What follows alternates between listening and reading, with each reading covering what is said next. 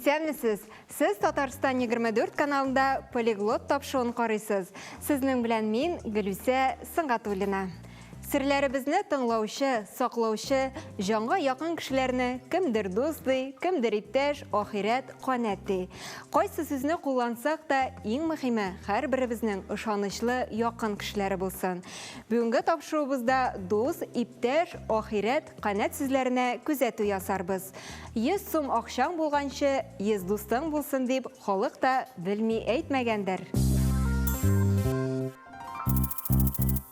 Яқын достым, сиңа миннән киңәш шул.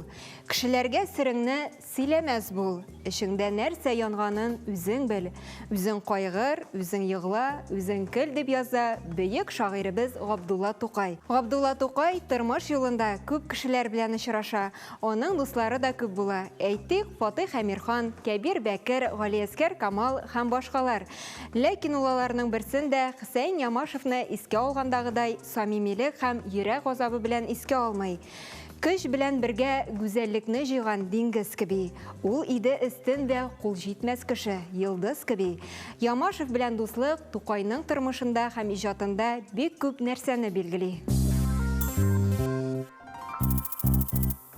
Дус фарсы телендә иптәш, аркадаш, уртак. Суфичылык поэзиясендә дус Аллаху. Тунның яңасы, дусның искесе яхшы ди халкыбыз.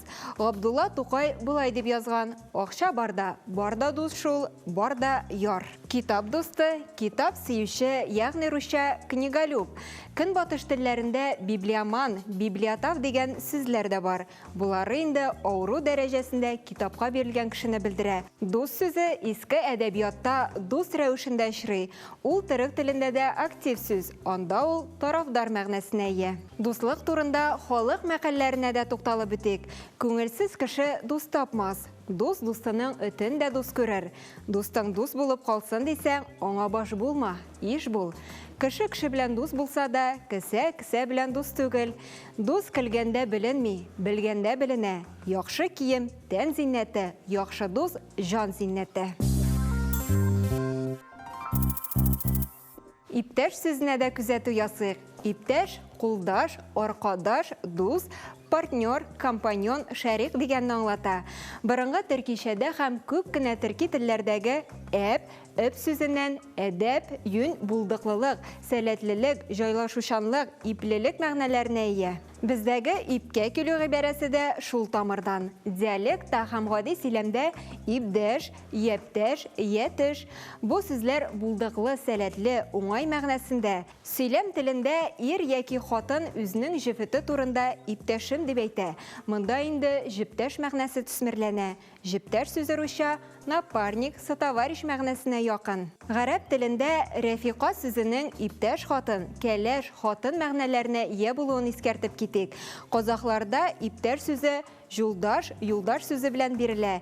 Төркишәдә аркадаш, юлдаш, парлы әйберләрнең соңарын иптәше дип әйтәләр. Ахирет сүзе сөйләм телендә якын дус, соңгы көнгә кадәр дус булучы мәгънәсендә йөри. Ахирет дуслыгы үлгәч тә бер-берсенең гөнаһлары өчен җавап тотарга ант иткән кешеләр арасындагы якын мөнәсәбәт. Әлеге сүзне без күбрәк өлкәннәр авызыннан ишетәбез. Хәзерге татар телендә ахирет сүзе гадәттә хатын-кызга карата кулланыла. Ирләр булганда ахири. Ахирет сүзенең икенче мәгънәсе дә бар. Ислам диненчә үлгәннән соң булачак теге дөнья. Канәт, якын дус, жан дус дигәнне аңлата. Канәтем, яклаучым, канаты астына алучым мәгънәсендә.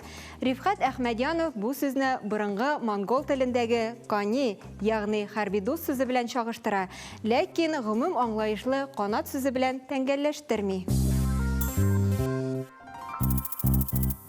Шушының белән тапшыруыбыз ахырына якынлашты. Бүгенге тапшыру сезнең өчен файдалы һәм кызыклы булгандыр дип ышанып калабыз. Мин Гөлүсә Сыңғатуллина, сезнең белән сау булашам. Киләсе очрашуларга кадәр.